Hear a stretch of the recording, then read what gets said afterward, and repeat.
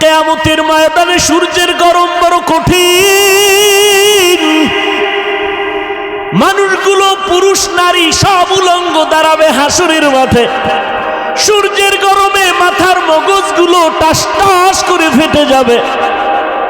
জাহান্নামের আগুনের গরম, জমিনটা তামা হয়ে যাবে। নবীরা পর্যন্ত নাফসি নাফসি বলে কান্না করবেন। উম্মতেরা পাগলের মতো দৌড়াবেন।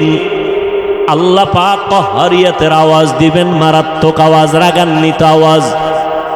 লিমানিল মুলকুল ইয়াউম লিল্লাহিল ওয়াহিদিল কাহ্হার। আল্লাহ পাক যখন কুদরতি আওয়াজটা রাগান্বিত হালাতে দিবেন, আজকের দিনের রাজত্ব কার বলিয়া হাসরের ময়দানটা থর থর থর থর করে কেঁপে উঠবে। নবীরা পর্যন্ত গুনাহ নাই কিন্তু কান্না শুরু করবেন। মুসা নবী কাঁদবেন, আল্লাহ আমার উপায় কি হবে? ঈসা নবী কান্না করবেন, আমার কি উপায় হবে? ইব্রাহিম নবী কান্না করবেন, আমার উপায় কি হবে? আদম নবী কান্না করবেন, আমার কি উপায় হবে? নূহ নবী কান্না করবেন, আমার কি উপায় হবে? আল্লাহর নবী আম্মা জান আয়েশাকে বলেন, ও আয়েশা, কিয়ামতের দিন উম্মতেরা পাগলের মতো দৌড়ায়, কোন নবী তাদের একটু সান্ত্বনাও দেয় না। এই উম্মতরা ঘুরতে ঘুরতে ঘুরতে ঘুরতে আমার কাছে দৌড়াইবে। আম্মা জান আয়েশা বলে, নবী আপনাকে কোথায় তারা পাবে? নবী বলেন, আমি আমার মাওলার সামনে মাকামে মাহমুদে সেজদায় পড়ে কাঁদব। সমস্ত নবীরা নিজেদের জন্য কান্না করবেন। আদম নবী বলবেন, আল্লাহ আমাকে বাঁচাও। মুসা নবী নিজের চিন্তায় কাঁদবেন। ঈসা নবী নিজের চিন্তায় কান্না করবেন। আমি মুহাম্মদ আল্লাহর দরবারে কান্না করে একবারও বলবো না, আল্লাহ আমারে বাঁচাও। একবারও আমি বলবো না। আমি আল্লাহর কাছে কদমে পড়ে কাঁদবো আর বলবো, আল্লাহ আমার উম্মতের বাঁচাও, আমার উম্মতের বাঁচাও। আমার একটা উম্মত যেন জাহান্নামে না যায়। ওই জাহান্নামে যদি ধরিয়ে ফেলায় আমার উম্মত, আমি জান্নাতে যাব না। যেই উম্মতের জন্য আমি মুহাম্মদ দান দান শহীদ পর্যন্ত করে ফেললাম, যেই উম্মতের জন্য আমি ঘুমাইতে পারি নাই, যেই উম্মতের জন্য পেটে পাথর বেঁধেছি, ওই উম্মতের জন্য নবী কান্না করবেন। আল্লাহ বলবেন, নবী আপনি কাঁদবেন না, মাথা উঁচু করে আপনার উম্মতগুলো বাছাই করে করে জান্নাতের।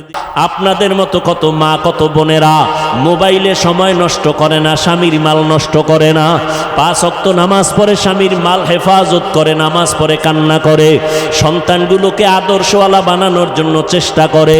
ও বাবারা, যুবকরা তওবা করে নাও।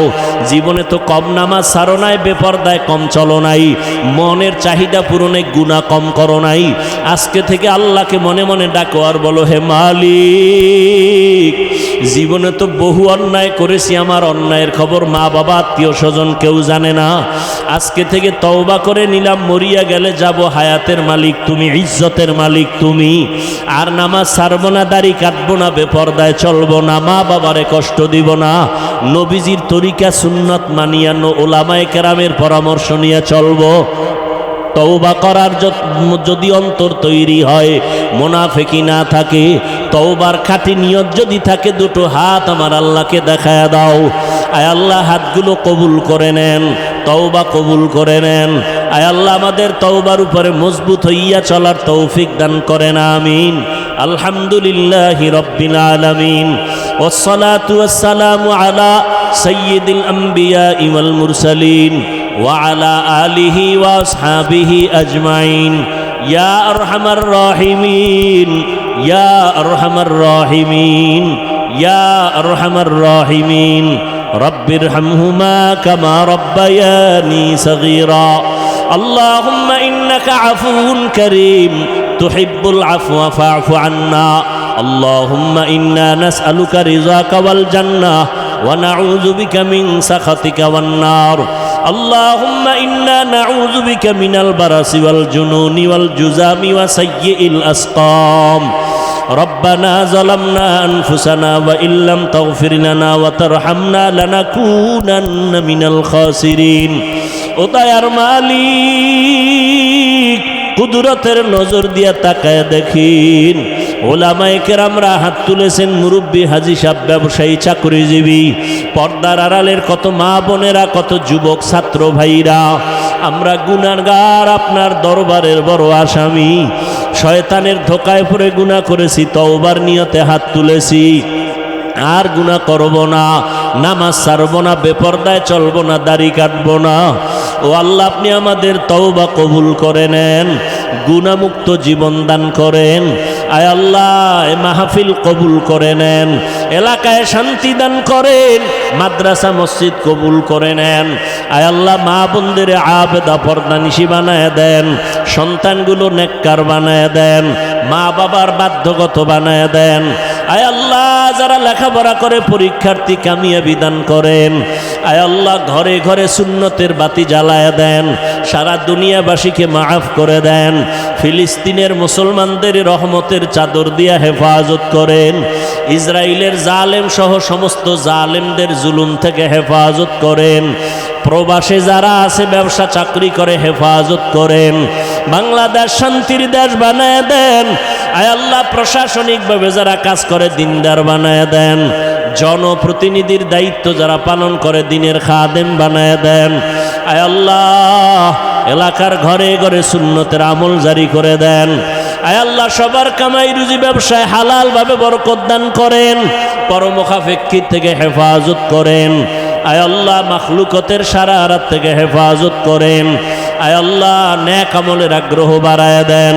ও দয়ার মালিক, আমরা যারা হাত তুলেছি, জানি না কার মা নাই, কার বাবা নাই, অন্ধকার কবর থেকে দোয়া চায়। ও আল্লাহ, ময়দানে জানি না কার এতিমের মতো হাত তুলেছে। আয় আল্লাহ, সবাই সবাই রে পায়, এতিম সন্তান বাবারে পায় না, মাকে আর পায় না, মা বাবার সে মোহাব্বতের দোয়াও পায় না। আয় আল্লাহ, যার মা বাবা দুনিয়ায় নাই, সব কবরওয়ালাদের জান্নাত দান করেন। যারা বেঁচে আছেন, দীর্ঘ নেক হায়াত দান করেন। অসুস্থ যারা, সুস্থতার নেয়ামত দান করেন।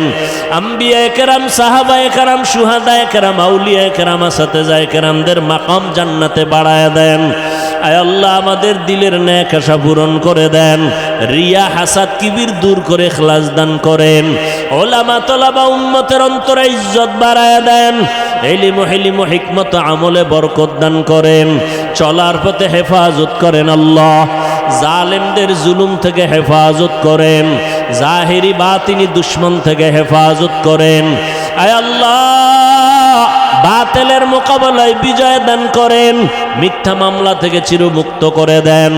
বিবাহ চাকরির সমস্যায় যারা আছে, সমাধান করে দেন। আয় আল্লাহ, আমাদের হালাল বরকতি রিজিকের ব্যবস্থা করে দেন। আয় আল্লাহ, নবীজির রওজা মোবারক বাইতুল্লাহ জিয়ারতের জন্য কবুল করে নেন। আয় আল্লাহ, নবীর সুন্নাতওয়ালা জিন্দেগি আমাদের দান করেন। হিম্মত, শক্তি, সাহস বাড়ায় দেন। আওয়াজে, কথায়, রুহানিয়াতে স্পষ্টতা বাড়ায় দেন আল্লাহ। আয় আল্লাহ, ইখলাসওয়ালা জিন্দেগি দান করেন। আয় আল্লাহ, সমস্ত মুসিবত থেকে হেফাজতের ব্যবস্থা করে দেন। আয় আল্লাহ, সমস্ত খেদমতগুলো ময়দানে ভরপুর কামিয়াবির সাথে কবুল করে নেন। আয় আল্লাহ তাআলা, মেহেরবানি করে ইজ্জতওয়ালা জিন্দেগি দান করেন। আমাদের জানমাল, আহাল, পরিবার হেফাজতের ব্যবস্থা করে দেন। নবীজির মোহাব্বতে আমাদের দোয়া কবুল করে নেন। সাল্লাল্লাহু তাআলা আলা খাইরি খালকিহি মুহাম্মাদ ওয়া আলিহি ওয়া আসহাবিহি আজমাইন। আমিন আমিন আমিন বিরহমাতিকা ইয়া আরহামার রাহিমিন। যেমন শিরিক একটা মারাত্মক গুনাহ, এর থেকে যদি তুমি বেঁচে থাকো, এই গুনার নাম কবিরা গুনাহ। ভিন্ন হাদিস আবু সাঈদ খুদরি রাদিয়াল্লাহু তাআলা আনহু থেকে বর্ণিত, নবীজি বলেন, কোনো মানুষ যদি এক জুমা থেকে জুমার নামাজ আদায় করে, একটা জুমা পড়ে, রমাজান মাসে রোজা রাখে, তাহলে এক জুমা থেকে ভিন্ন জুমা পর্যন্ত আল্লাহ পাক, ভিন্ন জুমা পড়ে নাই, প্রথমটা পড়ছে, সামনেরটা পড়বে, এখনো নিশ্চিত না, কিন্তু ওই জুমা পর্যন্ত আল্লাহ ওর যত গুনাহ হতে পারে সব মাফ। এক রমাজান থেকে ভিন্ন রমাজান পর্যন্ত যদি রোজা রাখে, তাহলে আল্লাহ এই পুরা বছরে যত অপরাধ করে ফেলবে সব মাফ, তবে কবিরা গুনাহ যদি না করে। কারণ কবিরা গুনাহ তওবা ছাড়া মাফ হয় না, তওবা করতে হয়। আর তওবা আল্লাহ মাফ চাইলাম মাফ করে দাও না, ওই তওবা না। তওবার জন্য অনেকগুলো শর্ত আছে, এর মধ্যে মূল 3টা শর্ত। প্রতিজ্ঞাবদ্ধ হওয়া, মরিয়া গেল ওই গুনাহ করব না। লজ্জিত হওয়া আল্লাহর কাছে বিনয়ের সাথে, যে আল্লাহ ভুল করেছে আর করব না, মাফ করে দাও। এবং কান্না করা, আল্লাহ পাক এইরকম যদি তওবা করে মাফ করবে। আর এই তওবা ছাড়া কবিরা গুনাহ মাফ হবে না। যেমন মিথ্যা বলা কবিরা গুনাহ, কারো হক নষ্ট করা কবিরা গুনাহ।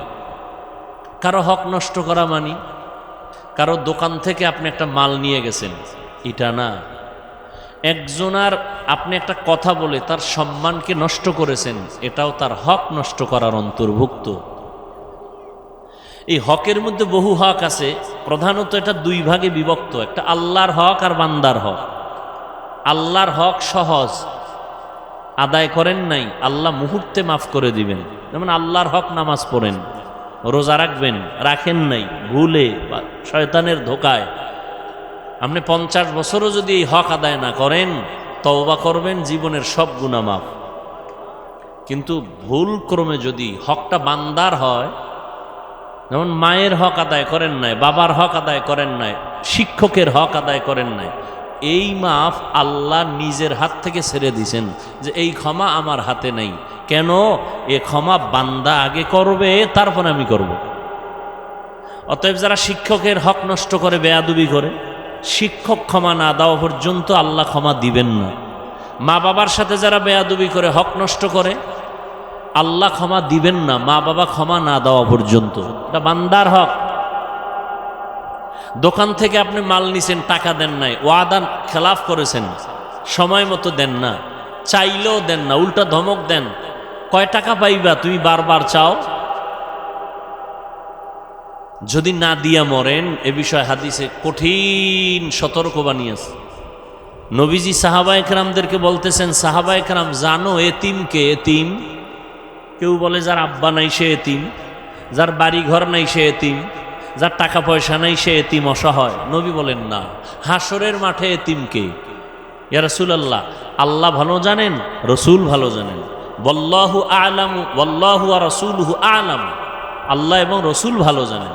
নবী বলেন, কিয়ামতের দিন ইয়তীম অসহায় ওই ব্যক্তি হবে যার মা আছে, বাপ আছে, সে না অনেক নেক নিয়ে উঠবে, কিন্তু শেষ পর্যন্ত নেক থাকবে না, পরিণাম ফলে গুনাহ আসবে।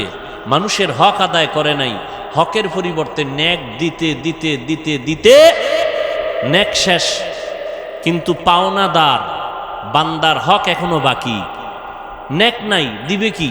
আল্লাহ বলবে ওই বান্দাদের গুনাহ এর আমলনামায় ঢুকাইয়া এরে জাহান্নামের শিকল লাগায়া জাহান্নামে নাও। নবী বলেন, এর মতো অসহায় এতিম আর হাসরের মাঠে কেউ হবে না। তো যাই হোক, মুসিবত আসাটা নিয়ামত।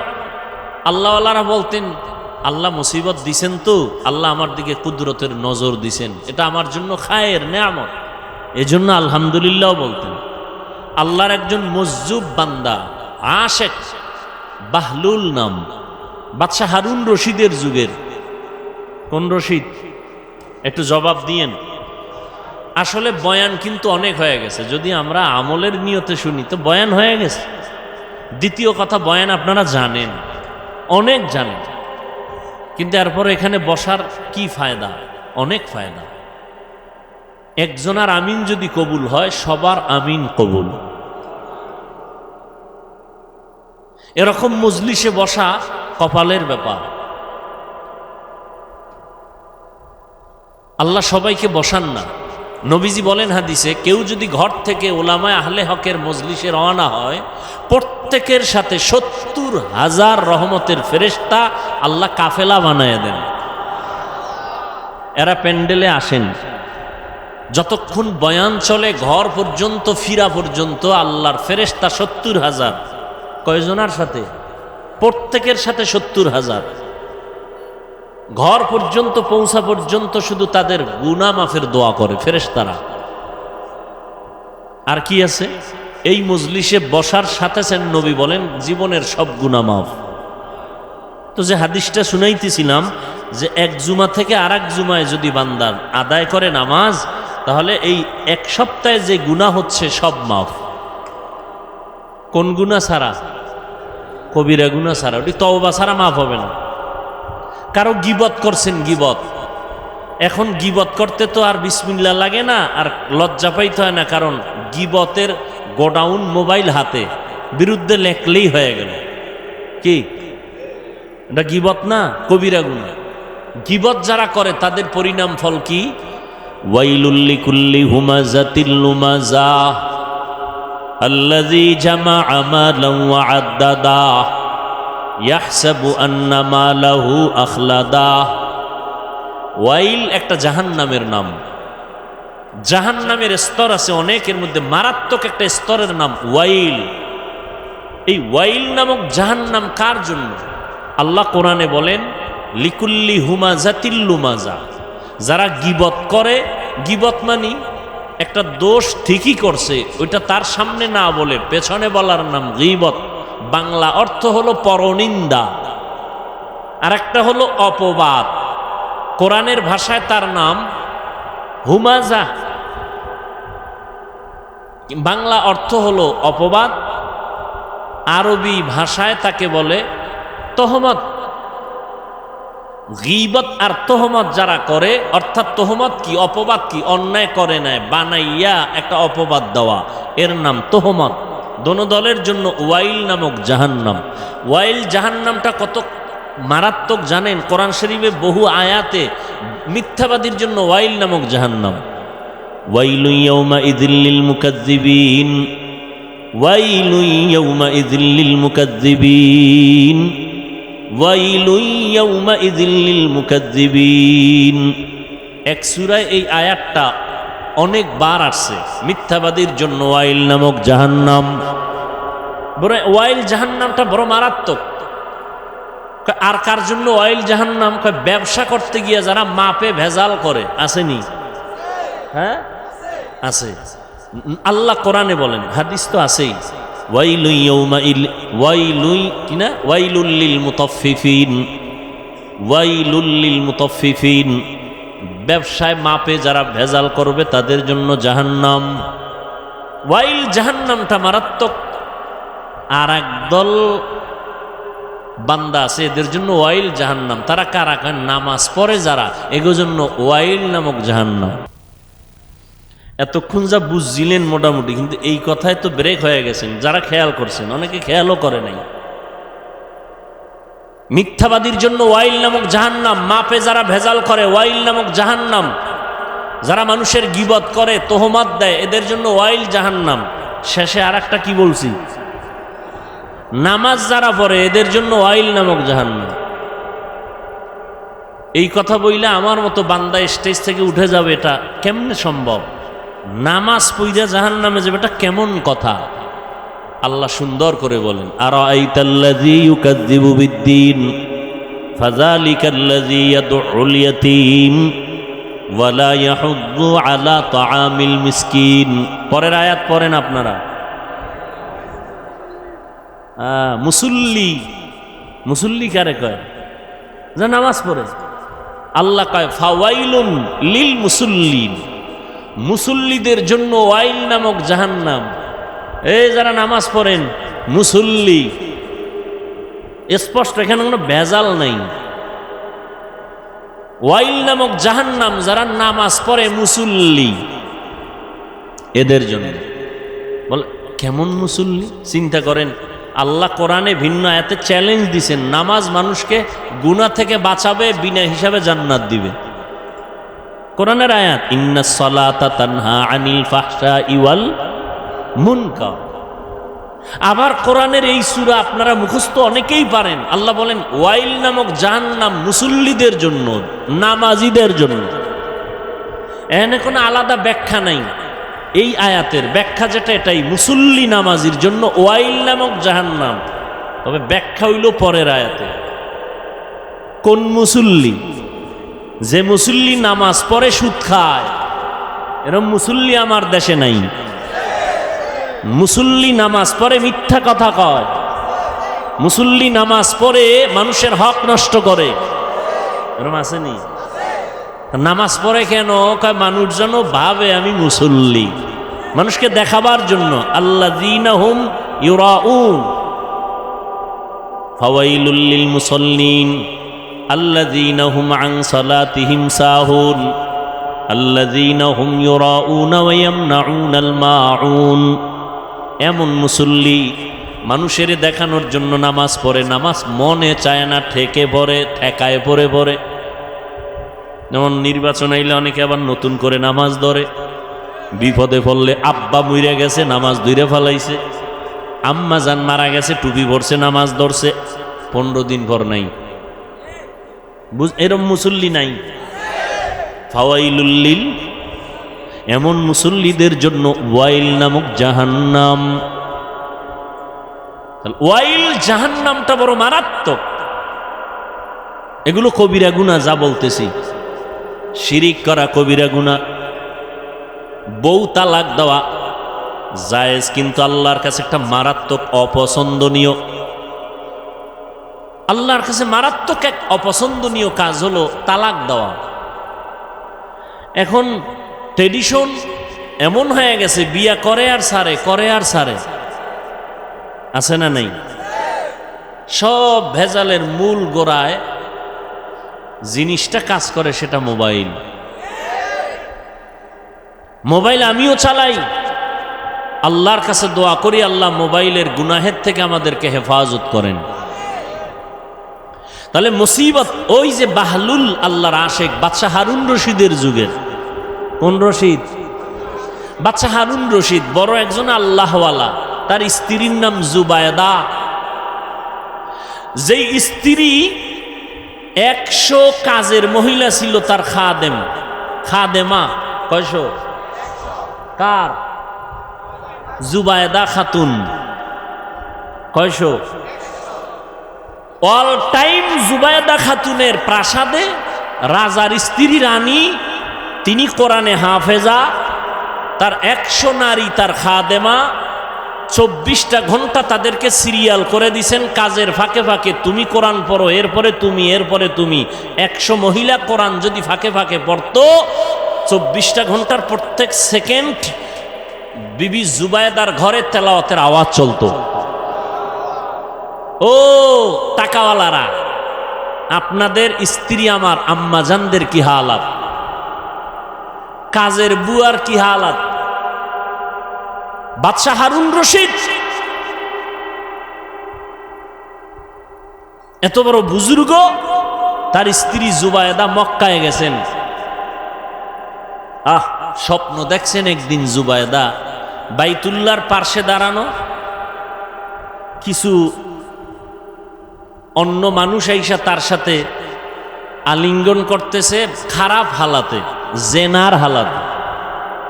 কি হালাতে? এটা খারাপ না ভালো? খারাপ না? এই স্বপ্ন দেখে হুশ আছে? দেখছে কে? হাফেজা জুবায়দা। দেখা স্বপ্নের ব্যাখ্যা সবাই দিতে পারে না, যে দিতে পারে এর কাছে গেছে, লোক পাঠায় দিছে, স্বপ্নের ব্যাখ্যা নিয়ে আসো। ব্যাখ্যা শুইনা কয় জুবায়দার সান কপাল। কি কপাল? জুবায়দা এমন এক নারী, আল্লাহ তাকে এত পাওয়ার দিবেন, মক্কা নগরীতে আসবেন আর তার দ্বারা মক্কা এমন খেদমত হবে কিয়ামত পর্যন্ত। এই জুবায়দার কিছু কাজের দ্বারা মক্কার হাজিরা এই খেদমতের অংশ নিয়া জুবায়দা আজীবনের জন্য কবরে সওয়াব পাবে। মক্কা নগরীতে ড্রেন আছে, ড্রেন। মক্কার আরবি নামে তা ওই নামকরণ এখনো আছে। পাহাড়ের পাদদেশে নাম নহরে জুবায়দা। নাম কি? নহরে জুবায়দা। জুবায়দার নামে ড্রেন করা, মানুষ পানি পায় না। জুবায়দা গেল, কত টাকা লাগবে ড্রেন করে পানি দিতে, মানুষ যেন দিব্যি আরামে হাজিরা পানি পায়। হিসাবটা আমার মোবাইলে অবশ্য আছে, কত হাজার নিজের টাকা, বাদশা কিন্তু তার স্বামী, সরকারি 1 টাকাও খরচ করে নাই, নিজের টাকা দিয়া মক্কা নগরীতেই বিশাল বড় ড্রেন করছে, মক্কার হাজিদের পানি পান করার ব্যবস্থা করেছে। এই জুবায়দা সেই নামে এখনো আছে সেই ড্রেন, সবাই জানে আরববাসী, নহরে জুবায়দা। 100 কাজের মহিলা, সব কোরআনে হাফেজা, নিজেও হাফেজা, 24 ঘন্টা কোরআন তেলাওয়াত, কাজ করে কোরআন তেলাওয়াত করে, কাজ করে কোরআন তেলাওয়াত করে। অর্থাৎ তার ঘরে 24 ঘন্টা কোরআনের তেলাওয়াত, আপনার ঘরে 24 ঘন্টা সিনেমার আওয়াজ, গানের আওয়াজ, ঠিক নেই? আল্লাহ হেদায়াত দান করুন। তো ওই যুগের একজন মজ্জুব আশেক, বাহলুল নাম, ওই পাগলা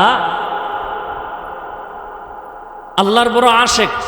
তুফান আসছে, তুফান, ঝুপড়ি ছোট ঘর, ধরে নেন দক্ষিণ থেকে বাতাস আসতেছে, উত্তরে ঘর ধাক্কা দিয়ে ফালায় দিতেছে বাতাস। বিবি বলে, ওই পাগলার বিবি, তুমি গিয়ে একটা কিছু খুঁটি বাঁশ দিয়ে ঠেকা দাও। কোন দিক থেকে?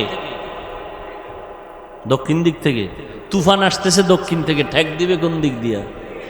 বাহলুল গিয়া ওই উত্তরে না গিয়ে দক্ষিণ দিয়া ধাক্কাইতেছে। বউকায় ব্যাপার কি? আল্লাহর সাথে কোনোদিন বাহলুল পাল্লা দেয় নাই, আল্লাহ যেহেতু চায় উত্তরে ফালাইবে, আমিও আল্লাহর সাথে একমত। মাওলার আশেক। দিল্লি কোথায়?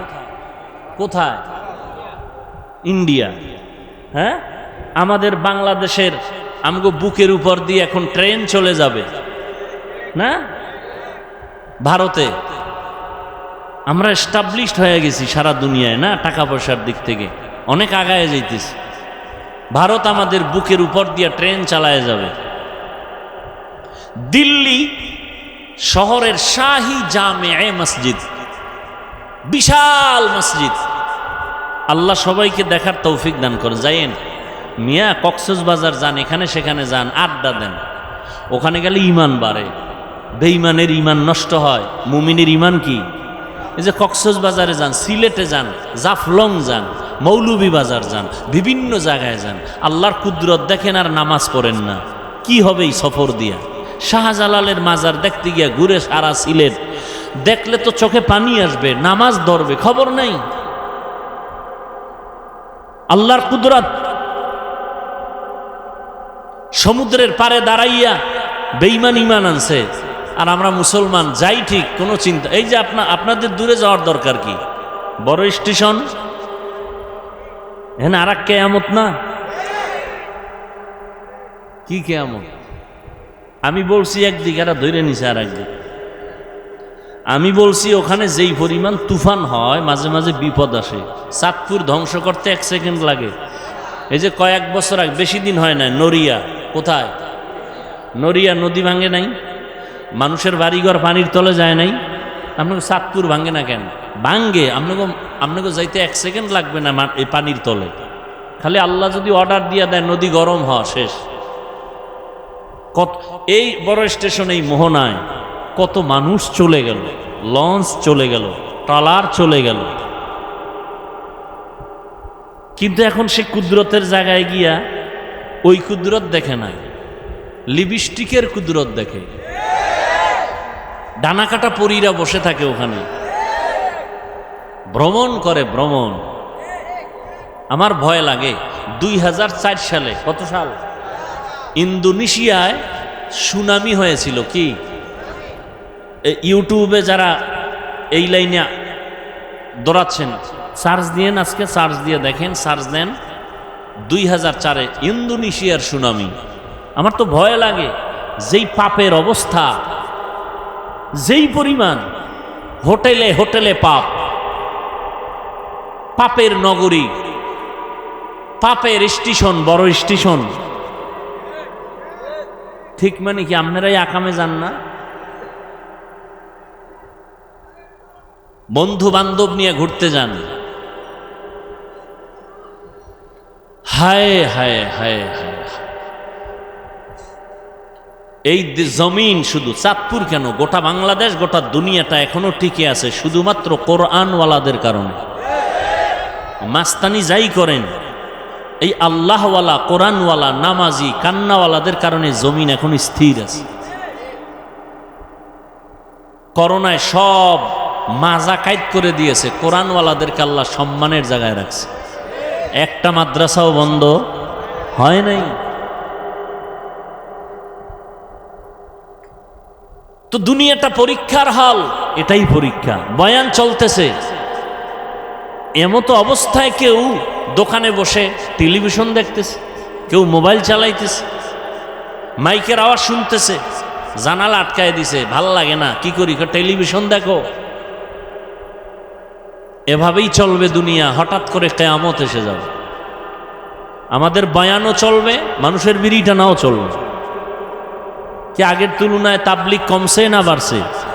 পীর মুরিদি, মাদ্রাসা, আলেম ওলামা, ওয়াজ মাহফিল, শ্রোতা যেই পরিমাণ বাড়ছে সেই পরিমাণ বেনামাজি কমার কথা। কমছে না বাড়ছে? গাঞ্জাখোর, মদখোর, বেপর্দা, বিষয় কি? ওদের আকামও চলতেছে পাল্লা দিয়ে, আমগো বয়ানও চলতেছে পাল্লা দিয়ে, পাল্লা পাল্লি চলতেছে, হার জিত। আল্লাহর মোহাব্বত নেই।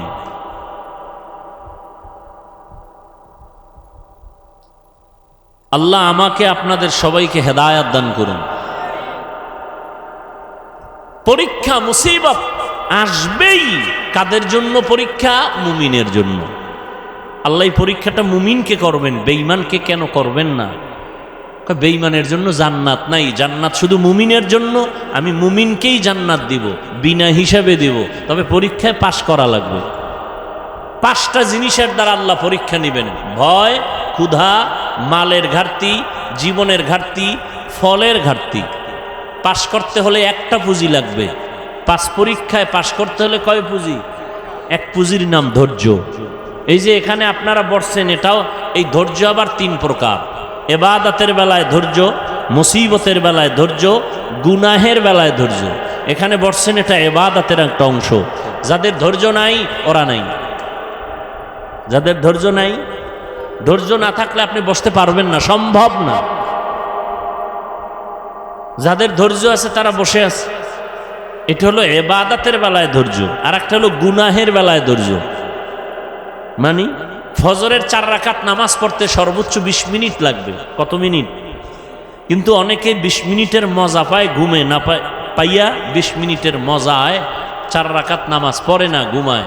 20 মিনিটের মজায় যে ঘুমাইল নামাজ বাদ দিয়া, সে ধৈর্যের সাথে উঠতে পারলো না। শাস্তিটা কি, সাজাটা কি 20 মিনিট হবে? ধৈর্য নাই। অথচ সারা রাত মোবাইল চালাইছে, এজন্য কোনো পরোয়া নাই, চিন্তা নাই। সারা রাত মোবাইল চালায়, দেখছে কি কবিরা গুনাহ। কি বয়ান শুনবেন আপনারা?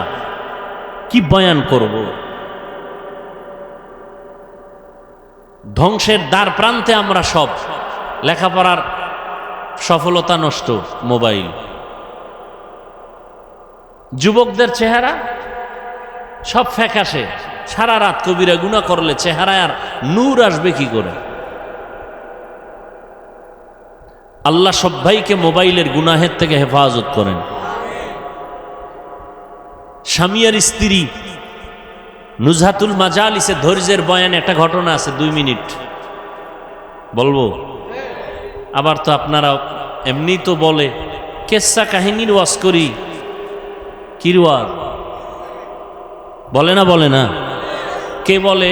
যে বেনামাজি। এই কথাগুলো কারা বলে? কোনো নামাজিরা ঠিকমতো আসলে বলে না। বেজাল্লা নামাজির ওয়াজ করছি না একটু আগে, এরা বলে। আর বেনামাজিরই বলে কেচ্ছা কাহিনীর ওয়াজ করি। ওই আহমক জাহেলকে বলি, ও জাহেল, তুমি কেচ্ছা কাহিনীর কি বুঝো? কোরআন হাদিসের ওয়াজ না করে কেচ্ছা কাহিনী বলো। তুমি জানো কেচ্ছা কাহিনীর পৃথিবীতে শ্রেষ্ঠ কিতাব হলো কোরআন শরীফ? তোমার সেই ধারণাই নেই, তুমি তো মূর্খ। তোমার সে ধারণাই নাই পৃথিবীতে শ্রেষ্ঠ কিচ্ছা কাহিনীর কিতাবের নাম কোরআন।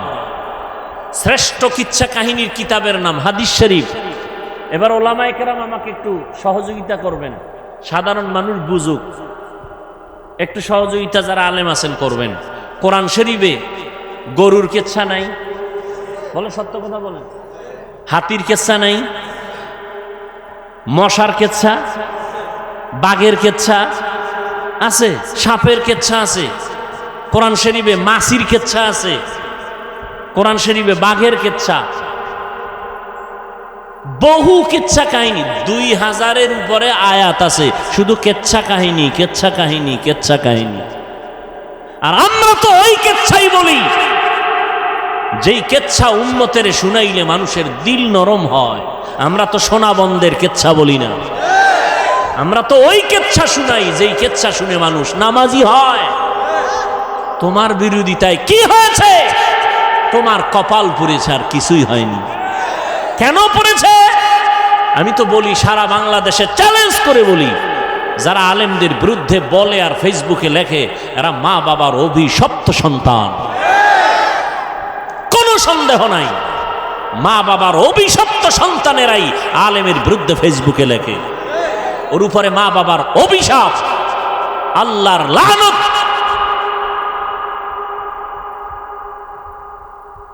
আল্লাহ হেদায়াত দান করুন। কোরআন শরীফে কুকুরের কেসা নাই, কি বলবো কন্ত? ওই জাহেলদেরকে কি বলা যায়? এরা বলে আমরা কেচ্ছা কাহিনী রস করি। কি বুঝাতে চাও? জাতিকে কি বুঝাতে চাও? কি মেসেজ দিতে চাও? আমাকে একটা জবাব দিবেন। আপনারা বয়ান কিছু শুনবেন না? রাগ আসতেছে দিলে? আমি যদি কোনো ভুল বলি দাঁড়ায় আমাকে একটু স্মরণ করায় দিবেন যে হাফিজ বেটা ভুল হচ্ছে। আমাকে একটু জবাব দিবেন নিরপেক্ষভাবে, কোনো স্বার্থ নিয়ে না, কোনো পক্ষ নিয়ে না। সত্য কথাটা আপনি বলবেন, মানেন আর না মানেন বলবেন। আচ্ছা বলেন তো, আমার দেশে তাবলিগের দ্বারা ইসলাম ও মুসলমানের কি পরিমাণ ক্ষতি হয়েছে? সত্যটা বলেন। আপনি মানেন না মানেন স্বীকার করেন, ক্ষতি হয় নাই? সবাই একমত? আচ্ছা, 2, কওমি মাদ্রাসার দ্বারা আমার দেশের মুসলমানের ঈমান ও আমলের কি ক্ষতি হয়েছে? সত্য কথাটা বলেন। নাম্বার 3, আমার দেশে হক পীর আসেনি? আছে। এই আহলে হক পীর মাশায়েখের দ্বারা আমার দেশের মুসলমান ইসলামের কোনো ক্ষতি হয়েছে? বলেন। তাবলিগের কথা শুনে মানুষ কি দাড়ি কেটে ফেলে? চরমনাই, উজানি, বাহাদুরপুর, নানুপুর আহলে হক যারা আছেন পীর মাশায়েখ, এদের বয়ানে মানুষ কি নামাজ পড়ার থেকে বেনামাজি হয়? কওমি মাদ্রাসার কারণে এদেশের সন্তানরা সব গাঞ্জাখোর হয়, সন্ত্রাসী হয়। তাহলে সবাই একমত? যদি একমত হন, আমি রাগের ভাষায় না মহব্বতের ভাষায় বলবো, মৃত্যু পর্যন্ত কোনো দিন 1 সেকেন্ডের জন্য তাবলিগের বিরুদ্ধে কিছু বলবেন না, কিছু লিখবেন না। কওমির বিরুদ্ধে কিছু বলবেন না, কিছু লিখবেন না। খাঁটি আল্লাহওয়ালা পীর মাশায়েখের বিরুদ্ধে কিছু বলবেন না, কিছু লিখবেন না। যদি করে থাকেন তওবা করে নেবেন। ঠিক আছে তো ইনশাআল্লাহ? আল্লাহ কবুল করেন। আপনি আর একটা জবাব দেন, এটা অন্য প্রসঙ্গ। কিয়ামতের আগ মুহূর্ত পর্যন্ত আমাদের নবীজি আমাদেরকে কালেমার দাওয়াত দিতে, ঈমানের, ইসলামের দাওয়াত দিতে আসবেন। আমাদের নবীজি বলেন না কেন? আচ্ছা, আবু বকর আসবেন, ওমর ফারুক, কোন সাহাবা, ইমাম আবু হানিফা, ইমাম বুখারী, ইমাম মুসলিম, ইমাম তিরমিজি, ইমাম মালিক কেউ আসবেন কিয়ামতের আগে? আচ্ছা, এবার আপনাকে প্রশ্ন, আমরা জান্নাতে যাব না? কথা বলেন। ইনশাআল্লাহ। জান্নাতের ঠিকানা আছে কোরআন হাদিসে। কোথায়? এই যুবকরা জবাব দাও, জান্নাতের ঠিকানা কোথায়? কপাল খারাপ, তুমি কোরআন শরীফের আরবি বুঝো না, হাদিসেরও আরবি পারো না। এখন তোমার জান্নাতে যাইতে হলে কোরআন হাদিস থেকে ঠিকানা নিতে হবে। তুমি এখন কোরআনও বুঝো না, কোরআনের ব্যাখ্যাও বুঝো না, হাদিসও বুঝো না, হাদিসের ব্যাখ্যাও বুঝো না। এখন তোমার পথ কি? নবীও আসবে না, আবু বকর আসবে না, সাহাবায়ে কেরাম আসবে না। এখন পথ কি তোমার? কি পথ? একটা পথ খোলা, উলামায়ে আহলে হকের পরামর্শ নিয়ে কোরআন সুন্নাহ অনুযায়ী চলা। কথা ঠিক? কিন্তু তুমি চায়ের দোকানে বইয়া মোষে তেল লাগায়া বলো আমি কোনো অলিয়া উলিয়া মানি না, ব্যক্তি মানি না, মাযহাব মানি না, আমি কোরআন হাদিস মানি। তুমি কোরআনের আরবি বুঝো না, হাদিস বুঝো না। তুমি যদি বলো আমি কোনো ব্যক্তি মানি না, আমি কোনো মাযহাব মানি না, আমি কোনো অলিয়া উলিয়া মানি না, আমি কোরআন হাদিস মানি, তুমি কোরআন হাদিস মানা কি জিনিস তুমি বুঝোই না, বুঝোই না কোরআন হাদিস মানা কি জিনিস। আমি তো সারা বাংলাদেশে কসম খাইয়া বলি, কসম খাইলে কথার গ্রান্টেড আরো বাড়ে। আল্লাহর কসম, জমিনে যারা বলবে আমরা ওলিয়া উলিয়া মানি না, এরা কোরআন শরীফ মানে না, বুখারী শরীফ মানে না, এরা বাতেল, এরা ভণ্ড। এদের যারা ভণ্ড স্বীকার করে না তারাও ভণ্ড। কথা বুঝাইতে পারছি? যারা বলে ওলিয়া উলিয়া মানি না, এরা কোরআন শরীফও কোন বুখারী শরীফও মানে না, এরা হক না বাতেল। এদের যারা বাতেল বলে না তারাও বাতেল। আল্লাহ হেদায়াত দান করুন।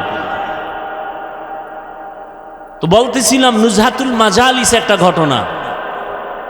ধৈর্য নিয়া স্বামী আর স্ত্রী, স্ত্রী স্বামীকে বলে তুমি আমাকে কেমন মোহাব্বত করো, বলে সীমাহীন। বলে দলিল, তুমি আমার জীবন, তুমি আমার মরণ, যা চাইবা তাই দিবে। স্ত্রী আবার বলে যা চাইব তাই দিবা, বলে অবশ্যই দিব।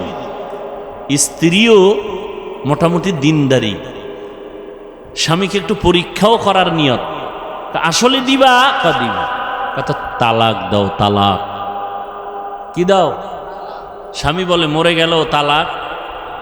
বলে তুমি ওয়াদা করছো দিবা, দাও। দুইজনে হালকা তর্ক, সমাধানের জন্য ওই যুগের নবীর কাছে রওয়ানা। রাস্তার মাঝে গিয়া স্বামী বেচারা পইরা গিয়া পাও ভাঙছে, চিৎকার দিয়া কাঁদে আল্লাহ আমারে বাঁচাও। স্ত্রী কয় নবীর দরবারে যাব না, বাড়িতে চলো। বাড়িতে গিয়া স্বামীর হাত ধরে বলে আমি যে তালাক চাইছিলাম কথাটা ফিরাই নিলাম, মাফ করে দাও। স্ত্রী বলে চাইলা কেন? চাওয়ার পরে আবার ফিরাই নাও কেন? স্ত্রী বলে তুমি রসুলের হাদিস শুনাইছো না? কি? মুসিবত আল্লাহ যাকে ভালোবাসেন তাকে মুসিবত দিবেন। আমি যে তোমার ঘরে সংসার করছি এত বছর কোনো মুসিবত পাই নাই, তোমার কান্নাকাটি ছিল না, আহ শব্দ ছিল না। বুঝলাম যেখানে মুসিবত নাই ওখানে খোদার রহমত নাই, আমিও নাই, তালাক চাইছি। কিন্তু যখন রাস্তায় গিয়া পাও ভাঙছে, আল্লাহকে ডাকছো, কান্না আসছে, আহ শব্দ বের হয়েছে, আমি হাদিস অনুযায়ী ভেবে নিলাম রহমত নাজিল হয়েছে। যেখানে আল্লাহর রহমত আছে আমিও আছি। আর আমগো হালকা মুসিবতে পড়লে এলাকার কমিশনার থেকে গালাগালি শুরু করে খোদা পর্যন্ত যায়, ঠিক নেই? অথচ আল্লাহ বলেন অবশ্যই আমি মুসিবত দিয়া পরীক্ষা করবই করব। 5টা জিনিসের মাধ্যমে পাশ করার জন্য পুঁজি লাগবে একটা, নাম কি বলেন? ধৈর্য। দাম কত? ধৈর্যের পরীক্ষা দিলেন ইব্রাহিম নবী ইসমাইলের ছুরির তলে নিয়া। বাবারও যেমন ধৈর্য, সন্তানেরও তেমন ধৈর্য। আল্লাহ কয় যারা ধৈর্য ধারণ করার গুণটা অর্জন করবে আমি তাদের তো অনেকগুলো পুরস্কার দিব, তবে 2টা পুরস্কার দিব মারাত্মক কঠিন, বড়, দামি। একটা দুনিয়ায় আর একটা পরকালে। দুনিয়ারটা কি? আমি আল্লাহ তার বন্ধু হয়ে থাকব। সুবহানাল্লাহ আসে না?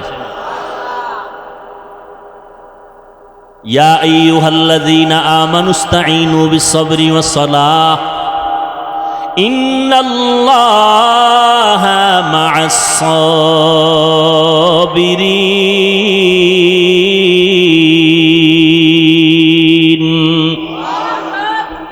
আল্লাহ বলেন আমার কাছে সাহায্য প্রার্থনা করো সালাত ও সবর ও সালাতের মাধ্যমে, নিশ্চয়ই আমি আল্লাহ সাবিরিন যারা ধৈর্য ধারণকারী তাদের বন্ধু হয়ে থাকব।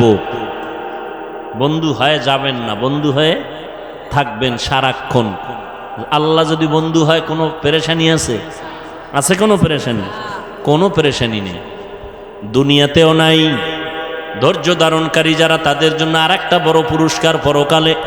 কি কয়? যেদিন নবীরা পর্যন্ত আল্লাহর আযাবের ভয়, সূর্যের গরম, জাহান্নামের আগুনের গরমে বেকারার হয়ে যাবে নবীরা যাদের কোনো গুনাহ নাই। সেই দিন আমি আল্লাহ ধৈর্য ধারণকারীদের বলবো, বিনা হিসাবে জান্নাতে চলে যাও। ইন্নামা ইউওয়াফাস সাবিরুনা আজরাহুম, ইন্নামা ইউওয়াফাস সাবিরুনা আজরাহুম বিগাইরি হিসাব।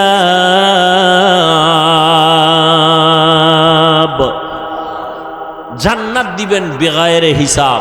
জান্নাত চাইতো ইনশাআল্লাহ, হিসাব দিয়া না হিসাব ছাড়া? হিসাব দিয়া না হিসাব ছাড়া? আল্লাহ কবুল করেন।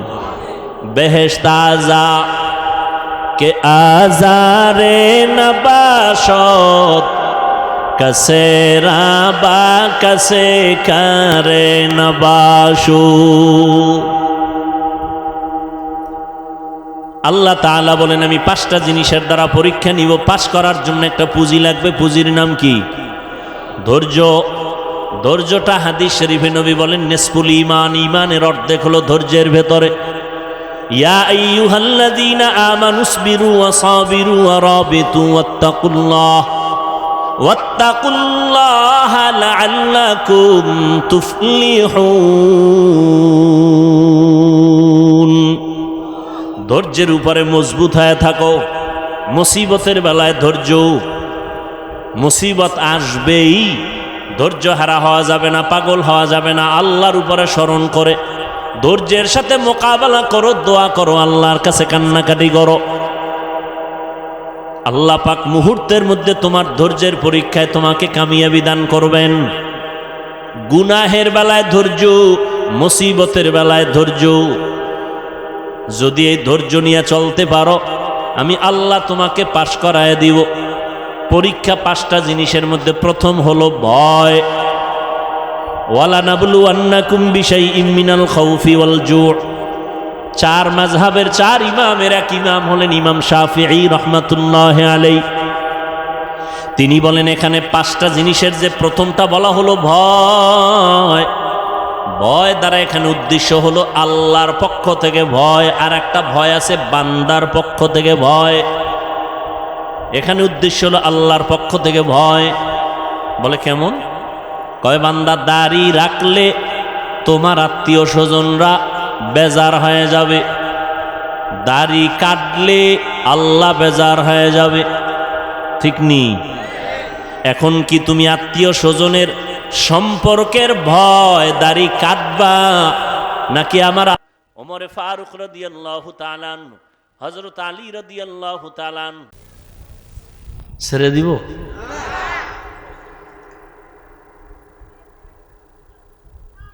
কি ব্যারাম, কি বয়ান করলে এরা বসবে আল্লাহ ভালো জানে। হ্যাঁ, কয়জন খলিফা? এই 4 জন আর সর্দারকে রহমতের নবী। এরা গেছেন কলিজার টুকরা রসুলের, রসুলের কলিজার টুকরা কন্যা। নাম বলেন ফাতেমা, বাকিটাও বলেন রাদিয়াল্লাহু আনহা। মহিলা সাহাবিয়া, তাদের বেলায় কি বলতে হয়? রাদিয়াল্লাহু আনহা। আর পুরুষ সাহাবি যদি হয় রাদিয়াল্লাহু তাআলা আনহু। নবীজি সহ গেলেন কার ঘরে? ফাতেমা রাদিয়াল্লাহু আনহার ঘরে। ফাতেমা রাদিয়াল্লাহু আনহা মেহমানদারির জন্য একটা সুন্দর পেয়ালায় মধু দিয়েছেন। কি মধু? মধু দিয়েছেন। 4 খলিফার সামনে রহমতের নবী বসে আছেন, মধু দিছে। ভালো না জিনিসটা? দিছে তার কন্যা, কলিজার মেয়ে, তাও সুন্দর একটা পেয়ালা, আকাশের চাঁদের মতো জিগজিগ করে। রসুল সামনে, হঠাৎ করে তাকায় দেখে পেয়ালার মধুর মাঝখানে একটা চিকন চুল।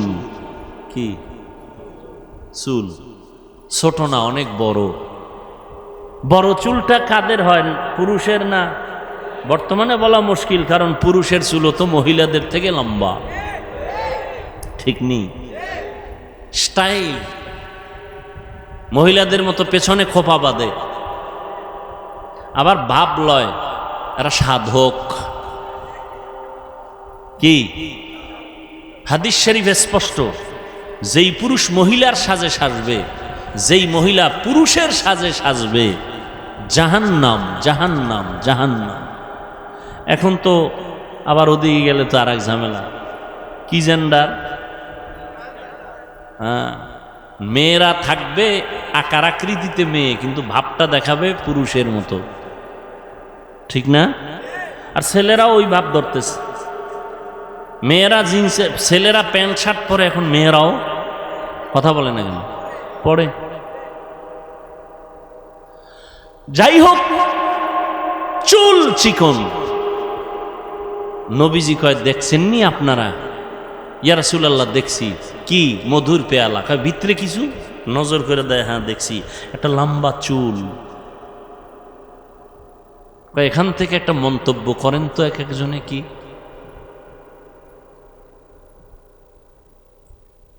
আবু বকর বলে, আমি একটা মন্তব্য করি। বলে কি? মানুষের ঈমান চমকদার পেয়ালার মতো, হ্যাঁ, আমল মধুর মতো মিষ্টি, আমল ইখলাস চুলের মতো চিকন, চুলের মতো চিকন। ওমরে ফারুক, আপনি একটা মন্তব্য করেন। ওমরে ফারুক বলেন, ইয়া রাসূলুল্লাহ, আমি একটা মন্তব্য করি। দুনিয়ার চেয়ারে বসাটা পেয়ালার মতো চমকদার, আদল ইনসাফ প্রতিষ্ঠা করা, ক্ষমতায় বসিয়া মানুষের শাসন করা মধুর মতো মজা, কিন্তু ইনসাফ বজায় রাখা চুলের মতো কঠিন। চেয়ারেও বইছে, খুব মজা। চেয়ারে বলে একটা ভাবই তো আলাদা। কি ভাব? আলাদা। মানুষের বিচার আচার করে, এখানেও একটা মজা আছে না নাই? ডানেও টাকা, বামেও টাকা। ইনসাফ ঠিক রাখা কির মতো কঠিন? চুলের মতো কঠিন। ওসমান রাদিয়াল্লাহু তাআলা আনহু বলেন, ইয়া রাসূলুল্লাহ, আমিও একটা মন্তব্য করি। বলে, করেন। রহমতের নবী আমার, আল্লাহ পাকের কোরআন ও হাদিসের ইলম এ পেয়ালার মতো চমকদার, আমল করা, ইলম অর্জন করাটা মধুর মতো মজা, কিন্তু ইলম অনুযায়ী আমল কইরা আল্লাহ পাওয়া চুলের মতো বড় কঠিন। এত সুন্দর মজলিসটা কেমন মনে করেন? দেখছেননি? নবীজি মজাক করে, মজা করতেছেন। নবীজি কি করতেছেন? মজা করতেছেন। খুব সুন্দর মজা। মজার মধ্য দিয়া হেদায়েতের আলো আসতেছে। কি আলো আসতেছে?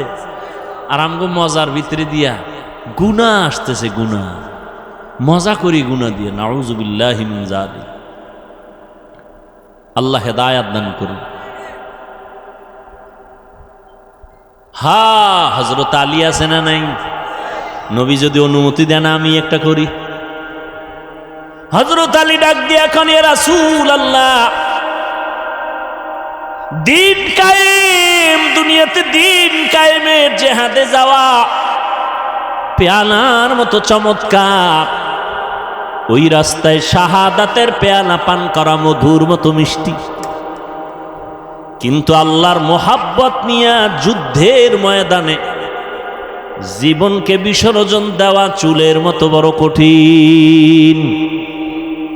ফাতেমাকে, আব্বা এত সুন্দর মজলিসে মতামত নিতেছেন, আমার একটা নিবেন না? নবী বলেন, মা তুমি বলো, তোমারটাই তো নিতে আসছি, বলো। ফাতেমা রাদিয়াল্লাহু আনহা বলেন, ওরে আব্বা জান, রহমতের নবী আমার, আমি তো নারী হিসাবে নারীদের বিষয়টাই টানি। বলে কি? কয় নারীদের পর্দা করা পেয়ালার মতো চমৎকার, পর্দা রক্ষা করিয়া চলা, চেহারাটা পেয়ালার মতো চমৎকার, আর পর্দা জীবনে কায়েম করা এটা হলো মধুর মতো মিষ্টি। কারণ যেই মেয়েটা হাত কাউকে দেখায় না, চেহারাটা কাউকে দেখায় না, ওর একটা ভেতরে পাওয়ার থাকে আলাদা, সতীত্ব নষ্ট করে না, এর পাওয়ার আলাদা। ফাতেমা বলেন, ইয়া রাসূলুল্লাহ, কিন্তু বেগানার নজর থেকে নিজেকে বাঁচাইয়া রাখা চুলের মতো কঠিন। এখন বাদ আছে কে? কথা কয় না। নবী কয় আমি একটা কইতাম না? নবী সবাই কয় আপনি একটা তো কইবেন ইয়া রাসূলুল্লাহ। এর মধ্যে জিব্রাইল হাজির।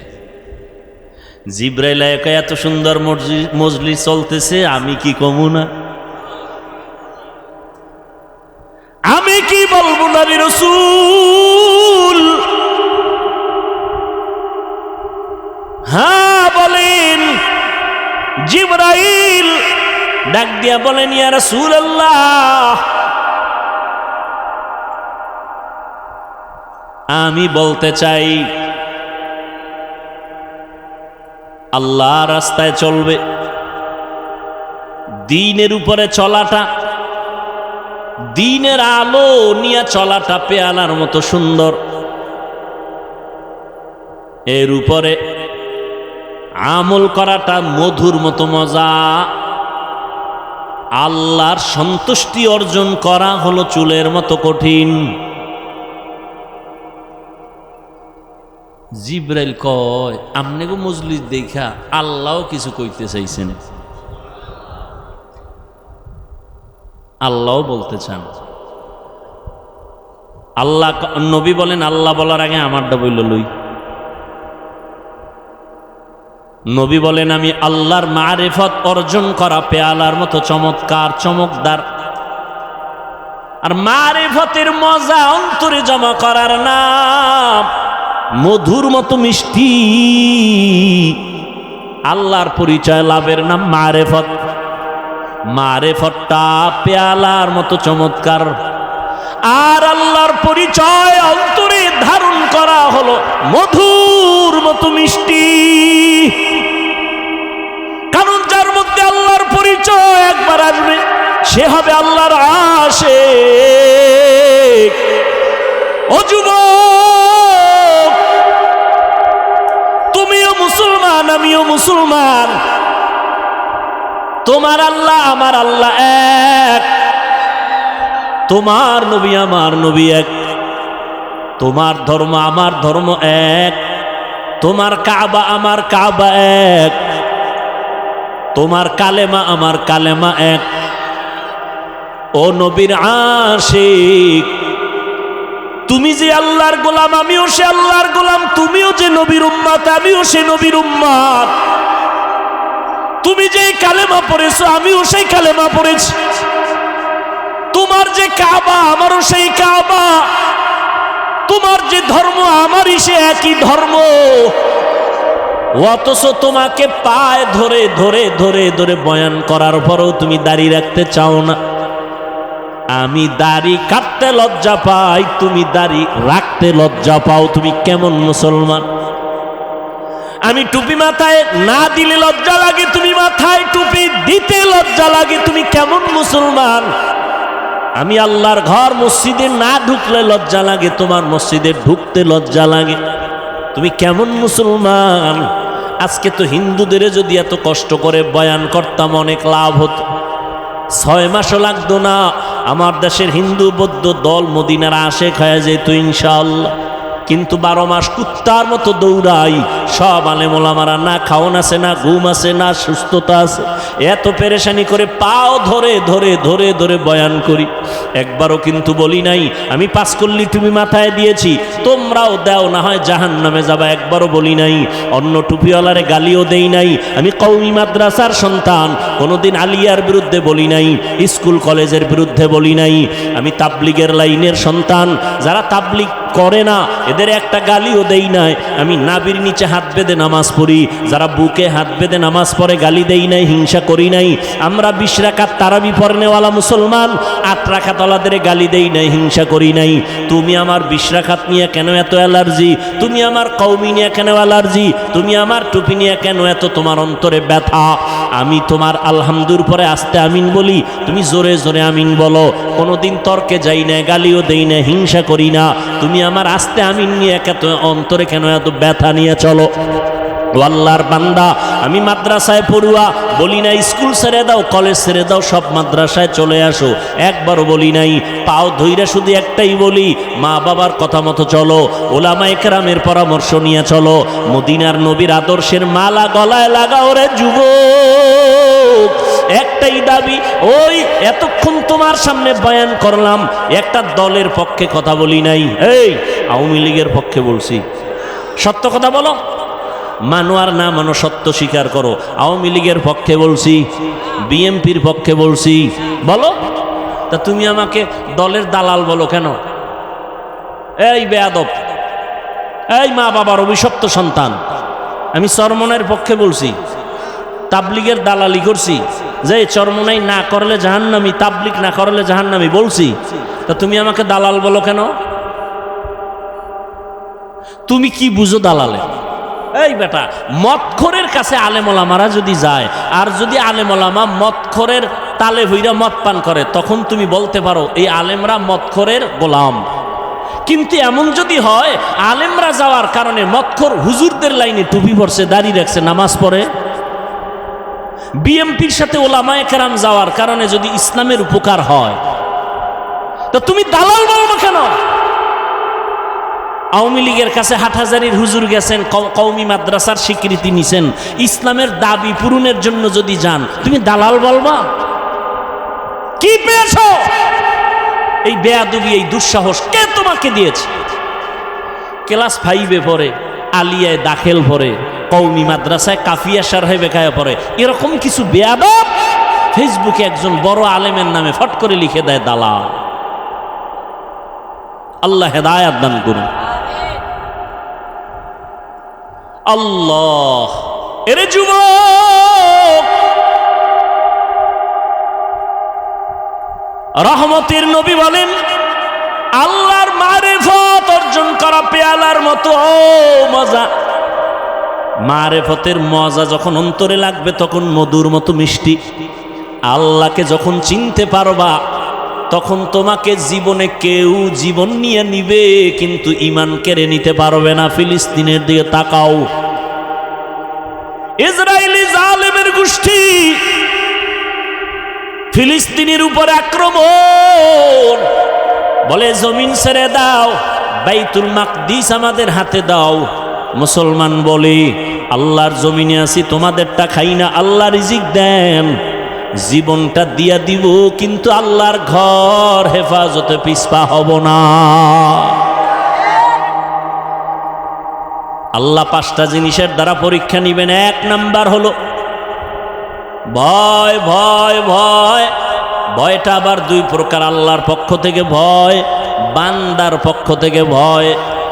বুঝেননি? এই ভয়ের উপরে যদি আলোচনা করি আরো 1-1.5 ঘন্টা চলে যাবে, ছেড়ে দিলাম। এই ভয়টাকেই বলে তাকওয়া। قال النبي صلى الله عليه وآله وسلم اتق المحارم تكن أعبد الناس। রহমতের নবী বলেন, তোমরা গুনার হারাম অবৈধ জিনিস থেকে নিজেকে বাঁচাও, তো মানুষের কাছে, আল্লাহর কাছে দামি হয়ে যাবে। এই ভয়ের নাম তাকওয়া। যারা ভয়টা করবে তাদের নাম মুত্তাকি।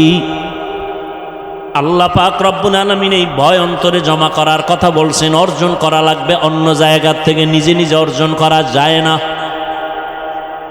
এই তাকওয়া যাদের অন্তরে থাকবে আল্লাহ তাদেরকে দুনিয়াতে 6টা পুরস্কার দিবেন, পরকালে দিবেন 2টা।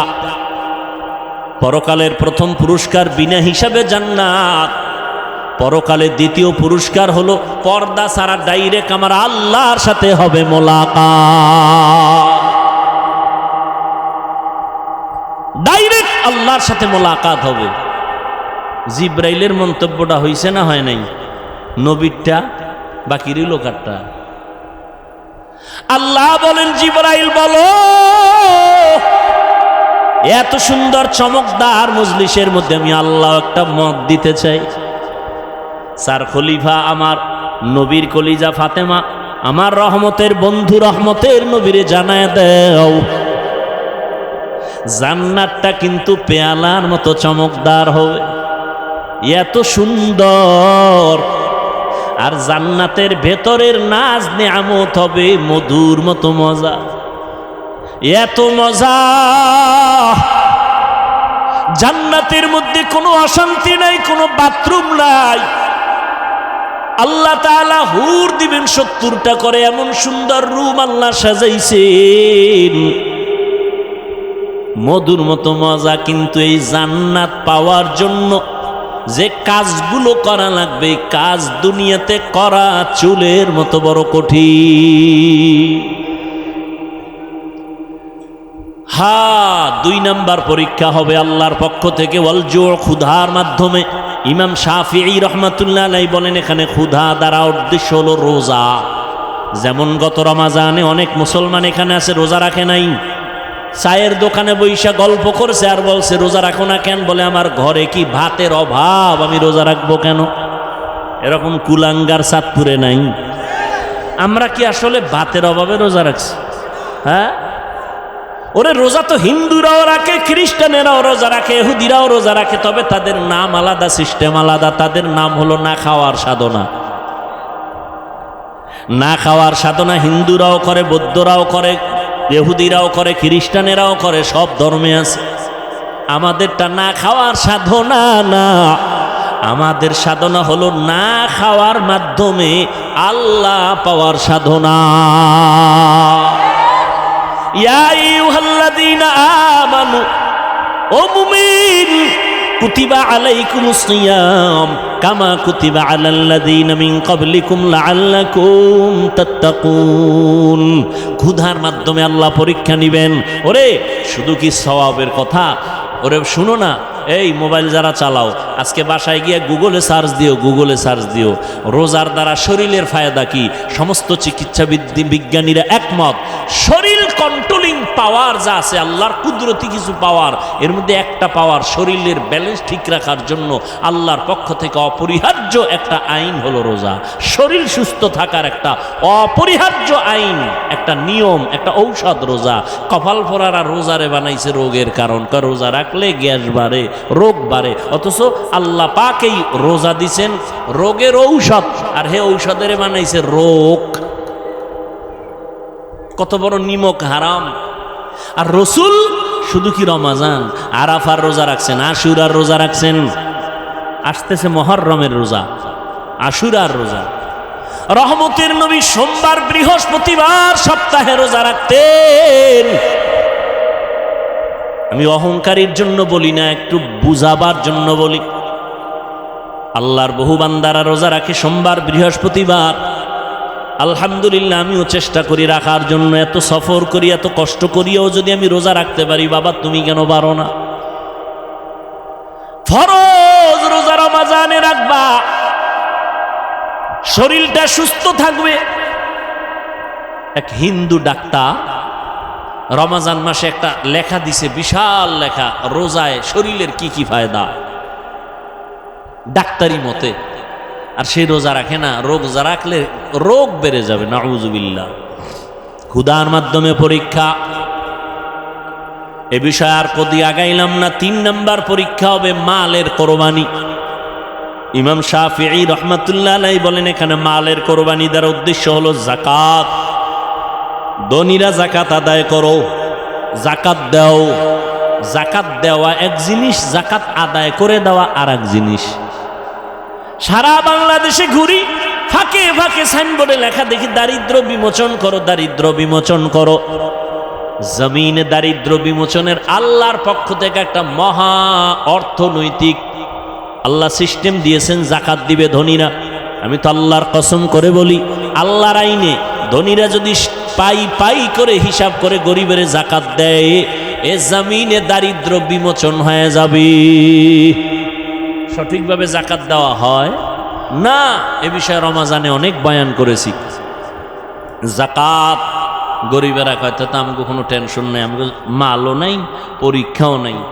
না, তোমাকে আর একটা পরীক্ষা, জানের কোরবানি।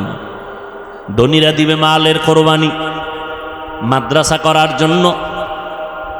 আমার ভাইরা কেউ 1 লাখ, কেউ 2 লাখ, কেউ 50,000 ধনী মানুষ দিয়া দিলেন। কিন্তু এখন ঘর উঠানো লাগবে, মাটি কাটা লাগবে, ইট দিয়া গাঁথনি দেওয়া লাগবে। এটা ধনী পারবে না, কয় গরিব তোমরাই খাটনি দাও, জানের কোরবানি দাও। মালের কোরবানি দিলাম আমরা, জানের কোরবানি দাও তোমরা। আল্লাহ সমাজটাকে ব্যালেন্স করে দিয়েছেন। জানের কোরবানি। ইসমাইল নবী জানের কোরবানি দিতে বাবার ছুরির নিচে শুয়ে পড়ছেন। মালের কোরবানি হাজি সাহেবরা বাইতুল্লাহ যায়, জানের কোরবানি, মালের কোরবানি। নামাজে দাঁড়াও বান্দা, এখানে মালও লাগে, জানও লাগে। এবাদাতে মালি, এবাদাতে বদনি। ও বান্দা, তুমি আল্লাহর দেওয়া জিনিস আল্লাহর পথে ব্যয় করো, কোরবান করো। ইন্না সলাতি ওয়া নুসুকি ওয়া মাহইয়ায়া ওয়া মামাতি লিল্লাহ ওয়া মামাতি লিল্লাহি রাব্বিল আলামিন। 5 নাম্বার পরীক্ষা হলো ফলের মাধ্যমে, অসামারাত। ইমাম শাফিঈ রহমাতুল্লাহ আলাইহি বলেন, এখানে ফল দ্বারা উদ্দেশ্য হলো সন্তান। কারণ জমিনে যত মা আছে, মা, কোরআন শরীফে আল্লাহ তাদেরকে বলছে এরা ফসল উৎপাদনের ক্ষেত, আর ওই ক্ষেতের ফসল হলো সন্তান। ফসল সন্তান। আল্লাহ ফলের পরীক্ষা নিবেন। সন্তান আল্লাহ কাউকে দিবেন না, এটাও পরীক্ষা। কাউকে দিবেন, এটাও পরীক্ষা। আবার কাউকে দিয়া নিয়ে যাবেন, এটাও পরীক্ষা। সন্তান দেওয়ার ক্ষমতা আল্লাহর, নেওয়ার ক্ষমতাও আল্লাহর। ছেলে দেয় আল্লাহ, মেয়ে দেয় আল্লাহ, ঠিক নি? আল্লাহ পরীক্ষা করেন। লিল্লাহি মুলকুস সামাওয়াতি ওয়াল আরদ ইয়াহাবু লিমান ইয়াশাউ ইনাসা ওয়া ইয়াহাবু লিমান ইয়াশাউ যুকুর আও ইউযাওবিজুহুম যুকরানা ওয়া ইনাসা ওয়া ইয়াজআলু মান ইয়াশাউ আকিমা ইন্নাহু আলিমুন কাদির। আল্লাহ বলেন, আসমান জমিনের চাবিকাঠি ক্ষমতা আমার হাতে। আমি আল্লাহ কাউকে ছেলে দেই, কাউকে মেয়ে দেই, কাউকে দোনোটা দেই, কাউকে কোনোটাই দেই না। পরীক্ষা কার? ছেলে সন্তানকে দেন, আল্লাহ দিয়ে নিয়ে যান। সাহাবী যুদ্ধের ময়দানে হাজির, ঘরের মধ্যে স্ত্রী আর বাচ্চা, একটা আর কেউ নাই। সাহাবী যুদ্ধের ময়দানে চলে গেলেন। যুদ্ধ শেষ করে গাজীর মর্যাদা নিয়ে বাড়ি আসলেন। আল্লাহর কুদরতি পরীক্ষা, ঘরের মধ্যে মহিলা আর মহিলার বাচ্চা ছাড়া কেউ নাই। ওই বাচ্চাটা স্বামী বাড়িতে আসার আগে, 1 দিন আগে মরে গেছে। স্ত্রী একটা বিছানায় শোয়াইয়া একটা চাদর দিয়া রাখছে, মনে হয় ঘুমায়। রাতে স্বামী ঘরের মধ্যে আসছেন, স্ত্রী আনন্দে বরণ করেছেন, খানা দানা আপ্যায়ন করেছেন। স্বামী এক পর্যায়ে বলে, বিবি আমার সন্তানের কি হালাত? স্ত্রী কতটা হেকমত লাগায় জবাব দিলেন। সাহাবী তো, তার স্ত্রীও তো তেমন। আমগো আম্মা জানেরা হুদা জায়গায় স্বামীরে টেলিফোন করে পেরেশানি দেয়। হুদা জায়গায়, কই আছো? অমুক জায়গায়, তাড়াতাড়ি আও, একটা বিপদ। ঘরে দেয় কিছুই না, পেট ব্যথা উঠছিল, গেছি গা। এইরকম সাহাবায়ে কেরাম, এমন আল্লাহ তাদের নেয়ামত দান করেছেন। নেককারিন স্ত্রী একটা স্বামীর জন্য বড় নেয়ামত। স্বামীকে পেরেশানি দেয় না, বরং স্বামীর পেরেশানিটা নিজেও ভাগ করে নেয়। ও স্বামী, তুমি অল্প টাকা কামাই করো, কোনো টেনশন নিবে না, আল্লাহ বরকত দিবে। এইটা যদি একজন নারী কয়, স্বামীর আর দুনিয়াতে কি চাই? ঈদে জামা কাপড় আনতে পারে না, স্বামীর মাথা গরম, একা একা পারে না, মইরা যায়, কান্না করে।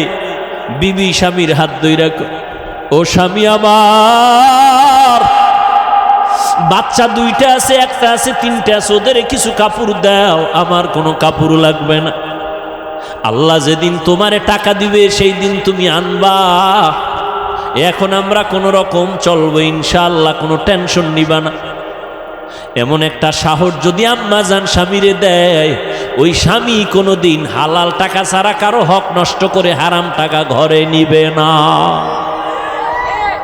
আর যেই মহিলা খালি স্বামীর টাকা চুরি করে, চুরি করে বড় স্টেশন দৌড়ায়, ঠিক নি? এরপরে হকাস মার্কেটে যায়, আরো কত কত নতুন নতুন মার্কেটে দৌড়ায়, ঠিক নি? স্বামী যত আনে নাই, যত আনে নাই, যত আনে নাই। আল্লাহর কসম, স্বামী যদি হালাল ভাবে টাকা রুজি করে আর স্ত্রী যদি স্বামীর অজান্তে টাকা ডানবাম করে, ওই কামাইতে কোনোদিন বরকত ওই সংসারে হবে না। এজন্য একটা প্রবাদ আছে না, সংসার ধ্বংস হয় না, সংসার ধ্বংস হয় নারীর কারণে, সংসার ধন্য হয়, কথা কয় না, রমণীর গুণে। ভালো একটা নারী ঘরে আনিস রে যুবক, ইডেন কলেজে যাইস, দামি দামি নারী বয়ে রইস, জাহাঙ্গীরনগরে যাও, চাঁদপুরে বিভিন্ন পার্কে যাও, বড় স্টেনে যাও, ডানা কাটা ভরি ঘরে নিয়ে আইও, ডানা কাটা ভরি। মানে কি? এই ভরি খালি ডানাই কাটবে। বিয়ার সিঁড়িতে পাও দিয়া শাশুড়ির ডানা কাইটা কয় তোর মা খারাপ, ডানা কাটা একটা শেষ। কয়েকদিন কয় তোর বাপটাও কি করুম, কয় চাঁদপুর থাকবি, কহ তা শহরে বাসাল, না হয় ঢাকায় ল। ঢাকায় যাইয়া স্বামী একদিক, স্ত্রী আর একদিক, কিছু টাকা আত্মসাৎ করে কয় তোর ডানাও কাটলাম গেলাম, ডানা কাটা ভরি। এরে যুবক, জীবনটা নষ্ট করিস না রে যুবক, চরিত্র অমূল্য সম্পদ। ভালো একটা নারী ঘরে নিস, দুনিয়াতে জান্নাতের ঘেরান নাকে পাইয়া খবরে যাবি। আল্লাহ সবাইরে কবুল করেন। বুড়ারা কি আর একটা করবেন? তো কি বুঝছে আমিন কইলেন? খয় চলে কার দুইটা সমানে, এখন দুই বিয়ার অস চলে না, বেশি বিয়া করো, বেশি বিয়া করো। হ্যাঁ, দুই বিয়া কইরা শান্তিতে আছে 1 কোটি মানুষের মধ্যে একজন পাবেন কিনা সন্দেহ। বড় বউয়ের মন খুশি কইরা কবরে যাওয়া বড় বড় বড় বড় হাজার বড় থেকে কঠিন। একজনে 4 বিয়া করছে, কয় বিয়া? তো একজনে জিগায় ভাই আপনি 4 বউর হক আদায় করেন? কহ কেমনে? কয় ছোট বউর লগে থাকি আর 3 বউর লগে মোবাইলে সারি, হক আদায় করে। 4 বিয়ার ওয়াজ চলে, কিন্তু আল্লাহ যে একটা রেড সিগন্যাল দিয়ে রাখছে আয়াতটার মধ্যে খবর নাই। ওয়া ইন খিফতুম, যদি তুমি স্ত্রীদের মধ্যে ইনসাফ বজায় না রাখতে পারো, খবরদার ফাওয়াহেদা একটা নিয়ে থাকো, না হয় স্ত্রী তোমার জাহান্নামে যাওয়ার কারণ হয়ে যাও। আল্লাহ মাফ করুন। সব ধ্বংসের পেছনে মোবাইল। যুবকেরা, চরিত্র সুন্দর করো, ডাক্তার হও, আদর্শবান হও, ইঞ্জিনিয়ার হও, আদর্শবান হও।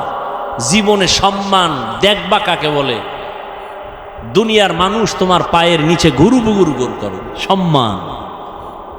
চরিত্র লাগবে, চরিত্র। আর লাগবে শারীরিক সুস্থতা। চরিত্র ঠিক রাখতে হলে রাতের ঘুম, মোবাইল থেকে দূরে থাকো। সুস্থ থাকার জন্য অপরিহার্য কর্তব্য রাতের ঘুম। দোনোটাই নষ্ট করছে এই রাতের ঘুমও নাই, চরিত্রও ঠিক নেই। কার কারণে? মোবাইলের কারণে। রাতের ঘুম নাই তো শরীর নষ্ট। দেখো না, কার্টুন দেখতে দেখতে যুবক নিজেই কার্টুন হয়ে গেছে। চেহারার মধ্যে কোনো উজ্জ্বলতা নাই, তাকাইলে মায়া লাগে না।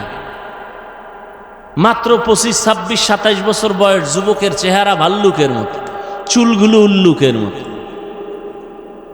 কবিরা গুনাহ করে সারা রাত। আর এখন নতুন মরণের আর এক ফাঁদের নাম বাইক। কি বাইক ওখানে বইলি শরীর খালি আগুন লাগে, আগুন গরম হয়। আর পেছনে যদি বিপরীত পার্স থাকে তো আরো আগুন। আল্লাহ হেদায়াত দান করুন। আবার ঢুইকাও যায় ট্রাকের তলে নেই, একসাথে 2 জন, 11 জন। আহা, আল্লাহ হেদায়াত দান করুন। এরে যুবক, ভালো করে বুঝো, আল্লাহর মোহাব্বত নিয়া জীবনটারে সুন্দর করে আগাও। সাহাবী যখন বলে আমার সন্তান কই, মইরে গেছে, কয় না, কয় আমার সন্তান ঘুমায়। আসলে তো মইরে গেছে। যদি এখন বলি স্বামীর মনটা খারাপ হবে, যুদ্ধ পরিচালনা করে আনছে, স্ত্রী সান্ত্বনা দিছে, ঘুমায় তো বাবাও নিশ্চিন্তায় ঘুমায় গেছে। ফজরের আজান হয়ে গেল, দুজন উঠে ফজরের নামাজ আদায় করে। এবার স্ত্রী স্বামী ডাক দিয়া কয়, স্বামী আমার মনটা খুশি নি। বলে খুশি, কয় একটা কথা বলবো, শুনবেন নি? কয় শুনবো। মনে কষ্ট নিবেন না তো? কয় না। শুনেন, আপনারা খেয়াল করেননি, আমি 2 মিনিটে মোনাজাত দেব একটু। আর যারা গুনা টুনা নাই, এগো মোনাজাতেরও কি নেই, দরকার নেই। স্ত্রী ডাক দিয়া বলে, স্বামী আমার, কেউ যদি আপনার কাছে কোনো জিনিস আমানত রাখে, রাখবেন নি? কয় রাখবো। সময় মতো চাইলে দিবেন নি? কয় দিব। কয় দিতে গিয়া মনে কোনো কষ্ট পাবেন নি? কয় না। দেখছেন নি কারবার, বুঝেননি? স্ত্রী ডাক দিয়ে কয়, স্বামী আমার,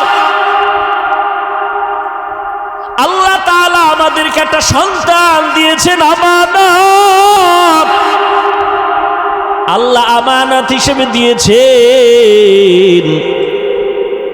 সময় হয়ে গেছে, গত পরশুদিন আল্লাহ নিয়ে গেছে। এই কথা শুই না স্বামী একটা চিৎকার মেরে পড়ে গেছেন। হুশে আইসা ডাক দিয়া কয়, বিবি, আল্লাহ সন্তান দিছেন, নিয়ে গেছেন, দুঃখ নাই। তবে হাদিস আর কোরআনের বয়ানে যা বুঝলাম, ধৈর্যের পরীক্ষায় তুমি পাস। আমি নিশ্চিত তুমি জান্নাত পেয়ে যাবারে বিবি। তুমি আমার হাতে হাত রাইখা একটু ওয়াদা দাও, জান্নাতে যাওয়ার সময় আমারে নিয়ে যাইবা। কারণ কিয়ামতের ময়দানে সূর্যের গরম বড় কঠিন।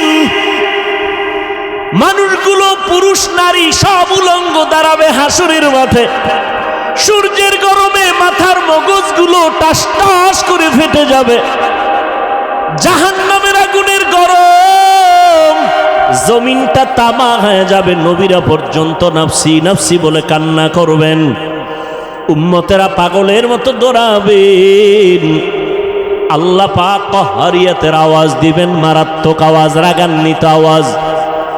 লিমানিল মুলকুল ইয়াউম লিল্লাহিল ওয়াহিদিল কাহ্হার।